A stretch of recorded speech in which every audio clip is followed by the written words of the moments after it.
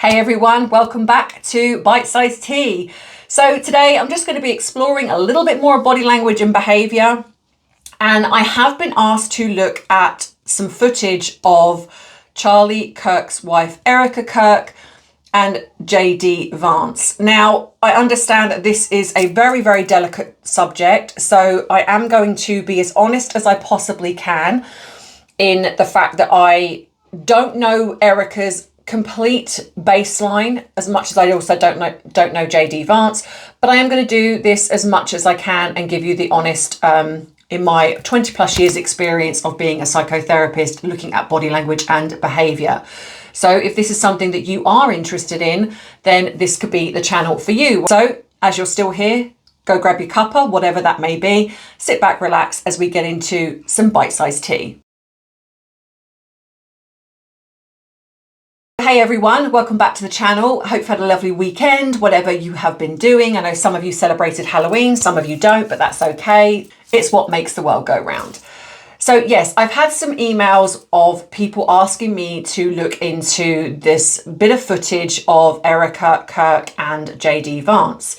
Now, there are some people that seem to be on this thinking that something could potentially be going on. And I just find that this is very worrying because, you know, we can take snippets and we don't know the full context.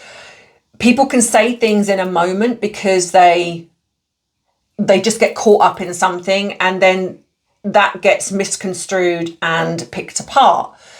Now, I'm not saying that's the case with this particular situation, but that is what can happen.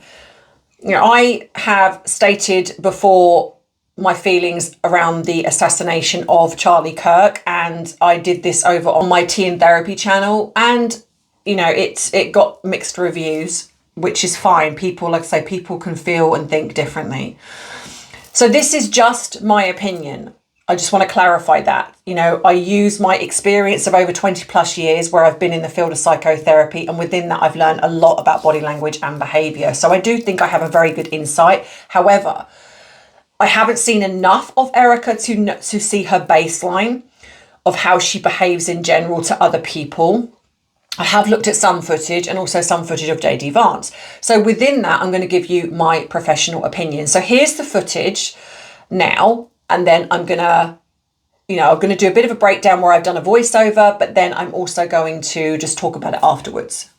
So this is the moment that seems to have broken the internet. So this is the embrace. And so I'm just going to slow this down for you.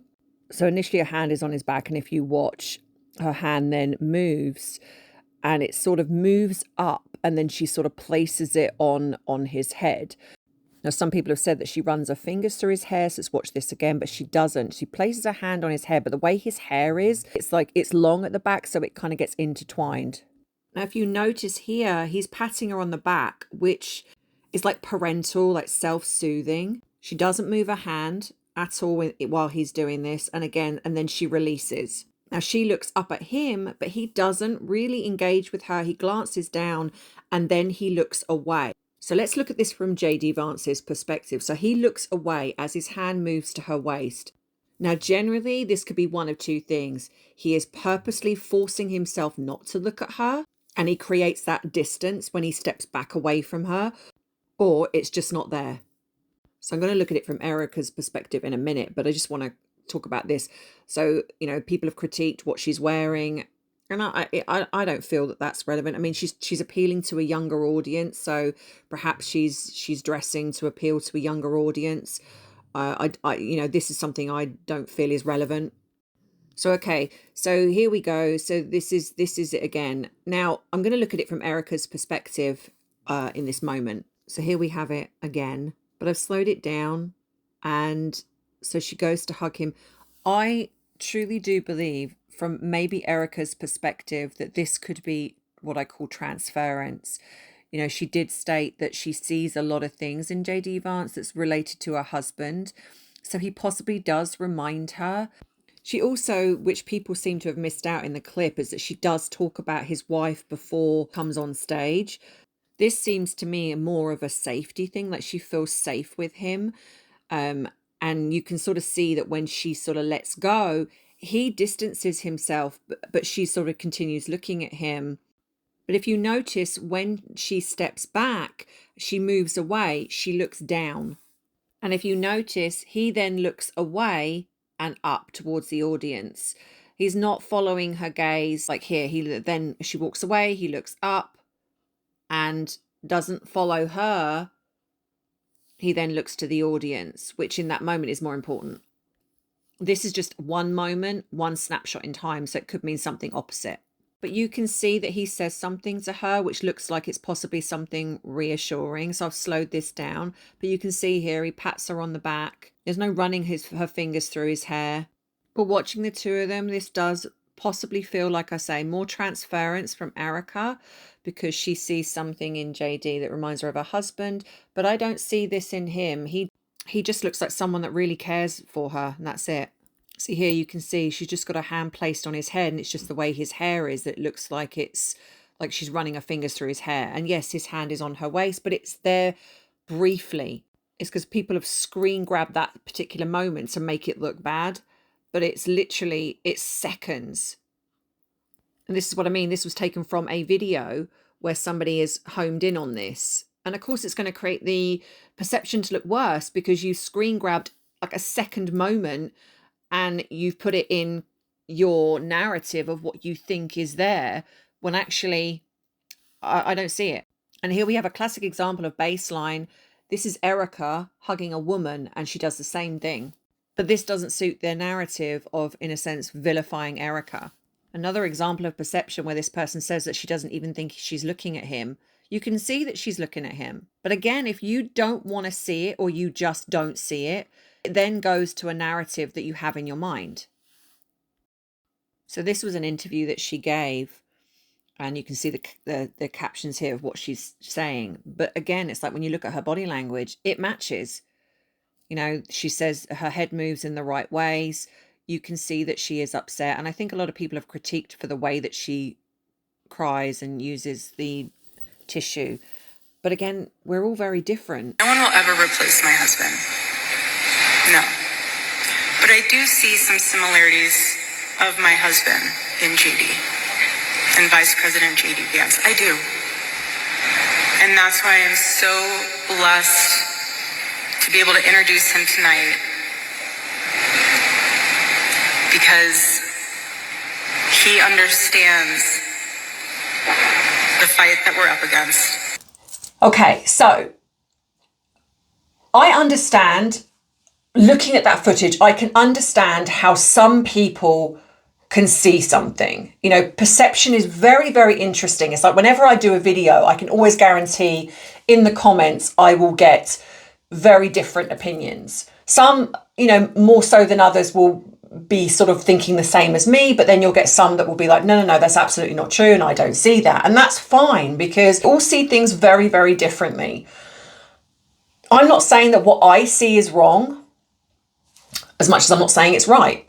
So, but what I can say is grief is a very personal trauma to go through. In my line of work, I have had people come to me that cannot cry. I've had people that come to me almost behaving almost robotic, like they just get on with things and it doesn't even register to them. Hence why people go to therapy, because they haven't dealt with things, and years down the line, the dam breaks and something happens and they think, okay, you know, I haven't dealt with that death, or I haven't dealt with that something that's happened in my life. You know, if we all dealt with things efficiently in the moment, then there would be no need for therapists. What I potentially can see here could be what we class as transference. So because Erika sees something in JD Vance that's similar to her husband, she is looking at him for that source of safety, comfort, security.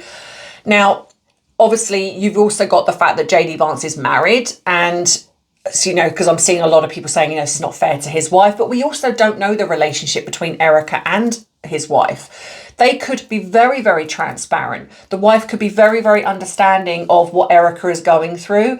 And so she is so comfortable in her relationship with her husband that she doesn't mind or doesn't feel threatened by the way Erika is. I think a lot of the time we see things not because we want to, but because maybe if we don't act that way, then we cannot understand how somebody else can act that way. Like I saw people saying, you know, why isn't she crying more? Why isn't she doing this or doing that? But at the end of the day, we know there are people that lose somebody and then just get up and go to work the next day or carry on as normal. You know, we see it in our own personal lives. So why would we expect anyone different, especially someone in the public eye?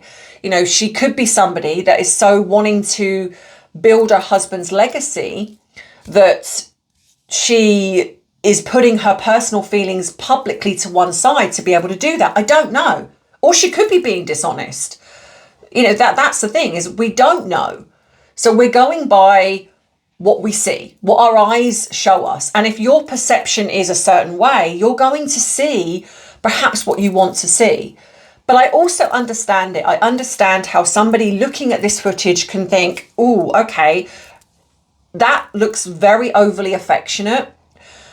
And maybe a line has been crossed in a moment, perhaps. I mean, it's, you know, for it to be scrutinized the way it has, it means that it's triggering something. But when we look at, so if you're going to look at the way fans look at something, so, you know, looking at some of the comments when I saw this go up, you know, that again, it's like 50-50. I think that some of the people who are fall into the side of something's off about Erika, who are following some of the things that are being said, are going to be maybe biased in some way, because they're wanting to look for validation of what they believe. So if they believe something is off about Erika, that she is, I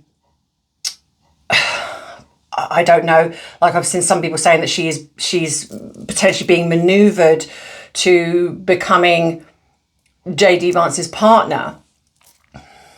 Is that possible? Yes, of course, anything's possible. But at the same time, it could also be that this is a woman grieving her husband and she has transferred her feelings or onto JD Vance because he's very similar to her husband. I mean, she admits that in her own words. So that's also possible. I think that until we know more, I always err on the side of caution, because I don't know. You know, if I believe, like when I do Harry and Meghan, there are certain things I absolutely believe. I don't need actual like black and white proof. I can see it in the behaviour. I've studied her and Harry long enough now, because they're always in the public eye, to see what their baseline is and how they act. So that's why I believe what I do when I talk about it. I haven't done that enough with Erika.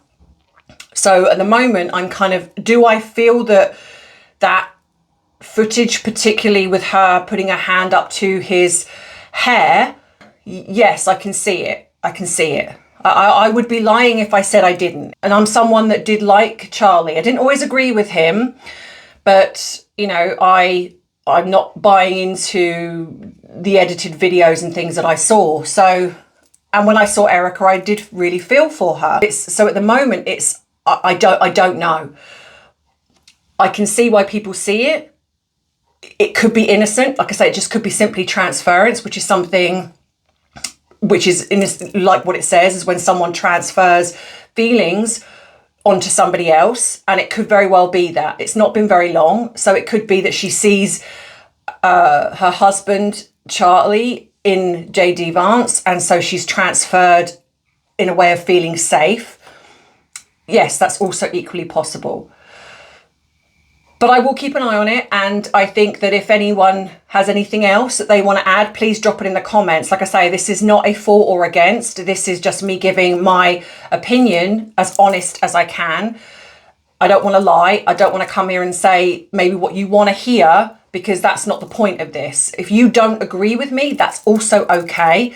But please be respectful in the comments. I will delete any attacking, bullying comments. They're not necessary. If we can't converse as adults, then what's the point? But give me your thoughts and opinions. If there's another video you want me to look at, then please drop it in the comments and I will also look at that too.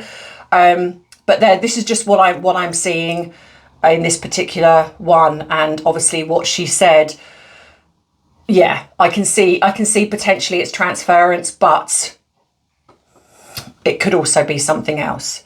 So yeah, but let me know. And I hope to see you in the next one. Please subscribe if you haven't already so you do not miss future uploads. If you want to treat me to a cup of coffee, you can. The link is in the description box below. You can also join me on my other platforms. And if you want more long form videos, then please head across to Tea and Therapy, where the videos are longer. Yeah, everything you need to know is in the description box. You can contact me by my PO box. You can email me, whatever it is, drop it there. That being said, look after yourself and I will see you in the next video. And as always, you know, I love you, I appreciate you, but most of all, I respect you. Take care. Bye-bye.